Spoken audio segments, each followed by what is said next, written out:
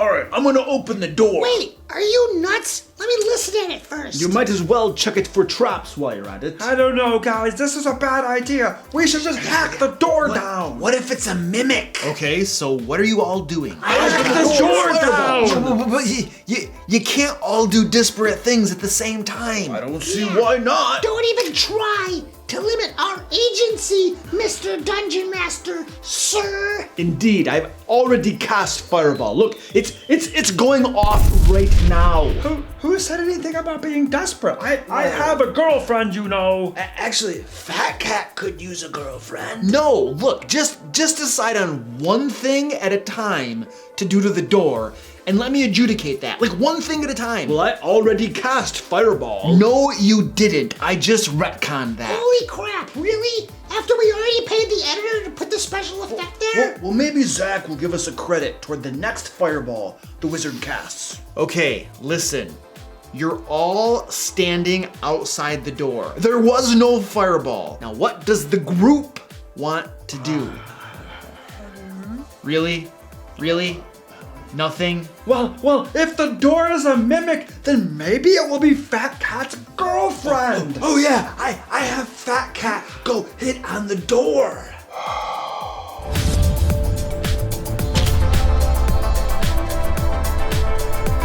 Welcome to the DM Lair. I'm Lucar, and I have 7 cats: Squirty Pie, Squeaky, Orange, Mommy, Mommy 2, Little Guy, and Little Girl. By the way, we refer to the latter 3 cats as the Pasta Kitties because their alternate names are Gnocchi, Ravioli, and Tortellini. On this channel, I give practical Dungeon Master advice that you can implement at your game table. So now that you know the names of my 7 kitties, something that will be very important for today's discussion, by the way, we're going to discuss 10 ways a Dungeon Master can handle indecisive D&D groups. That is, groups and players that just can't make up their minds about what they're gonna do.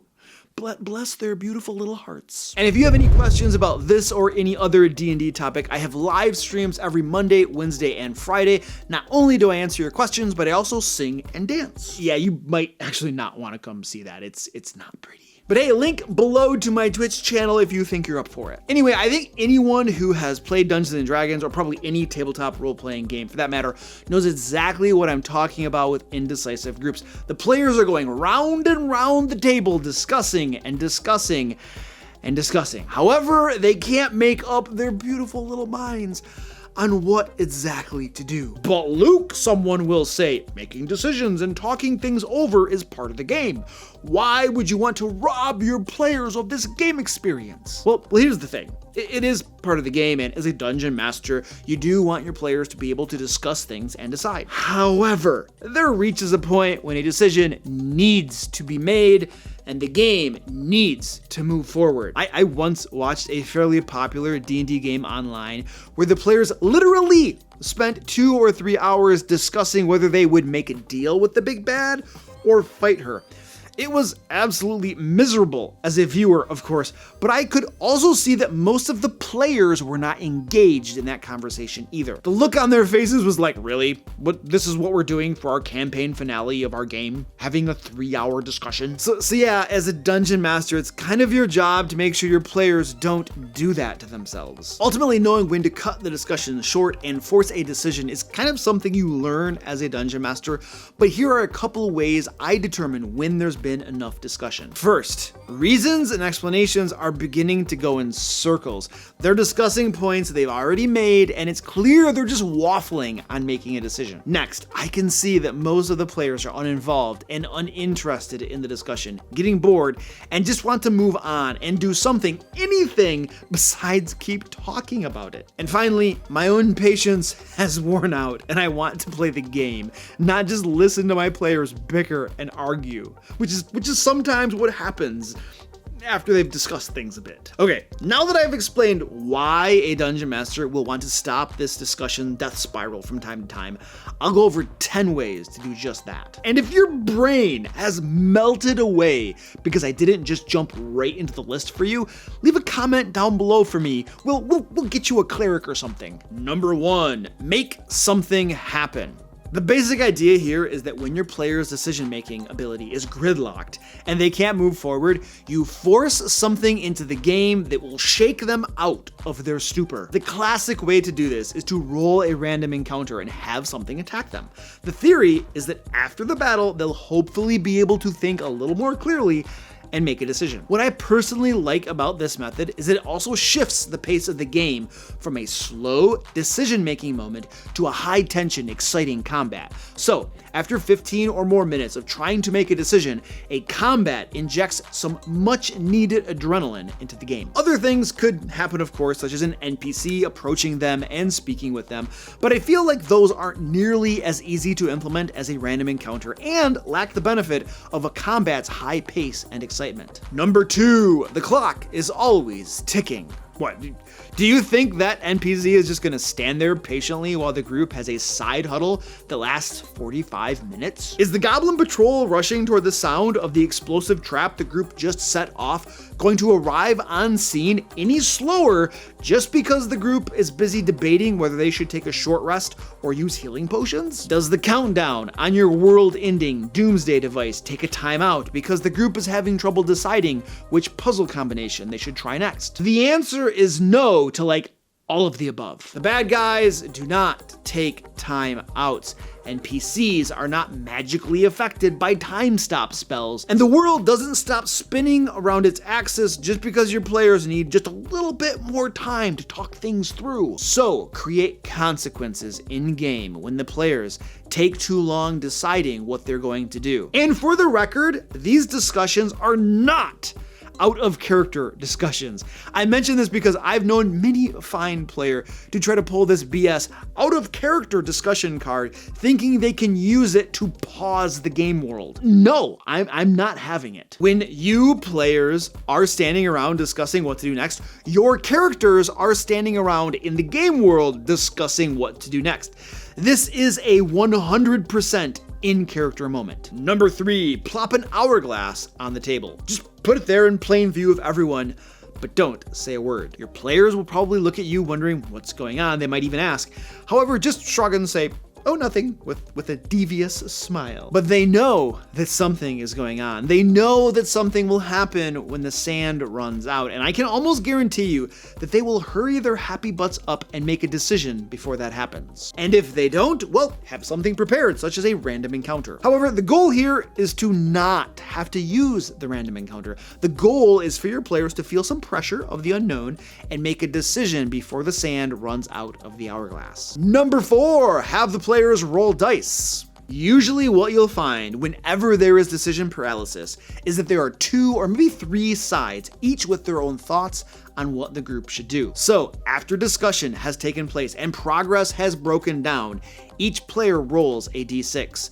Then the players on the same side who want to do the same thing add their dice together, giving a total for that side. Then the different sides compare their totals, and then the entire group does the thing that the side with the highest total wanted to do. There are a couple reasons I like this method. First, sides with more players have a greater probability of getting their way, but sides with fewer players still have a chance. Second, the players are rolling dice, which are one of the decision-making authorities, or results-making authorities if you want to think of it that way, in the game. Number 5, have the players vote. This one is pretty straightforward. Everyone votes and the majority rules. I personally don't like this method quite so much because an unpopular opinion doesn't have a chance of winning. And I like the idea that maybe, just maybe, even the one player who has a crazy idea might somehow get their way. Because we all know that the crazy ideas are often the ones that are the most fun in the game. Oh, and really quick, I want to take a moment to thank my awesome patrons and YouTube channel members who help support all the free content I make for the D&D community. This month, I'd like to give a big shout out to Sam L, Lisa Goose, Justin M, Goliath Cleric, Robin G, Andy, Oliver B, Radiance Guardians, Owen D, The Red Dragon 900, and Marion N. And if you'd like to become a patron too, there's a link to my Patreon placed conveniently below. Some cheesy plugs there. We got cheesiness going on! Number 6, designate a group leader. Now, the idea with a group leader is not that the leader would always just decide what the group is going to do before any discussion takes place. No,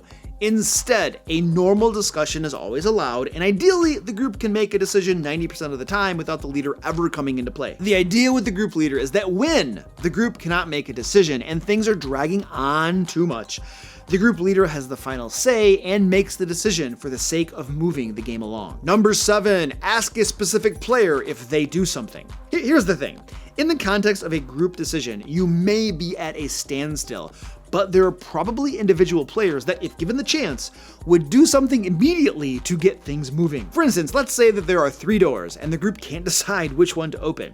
All you really need is for one player to make a move and open a door, any door, and then the game is moving once again. But sometimes players won't feel comfortable just up and doing that, so they need the dungeon master to sort of nudge the action along and get them unstuck. What you do is simply pick a player who had voiced a particular action they wanted to do, something you think will help move things along, and straight up ask them if they're going to do it. The player will understand this is permission from the DM to just do it, and they'll likely go through with it.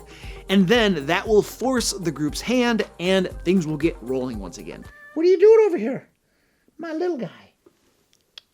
This is little guy. It's okay. He's never been on camera before. I don't like it. He doesn't like getting picked up too much. Number 8, add time constraints to adventures. And by a time constraint, I mean something like the Demon Lord is going to come through the portal in 30 minutes if you don't get there first and close it down. But let me be very clear here.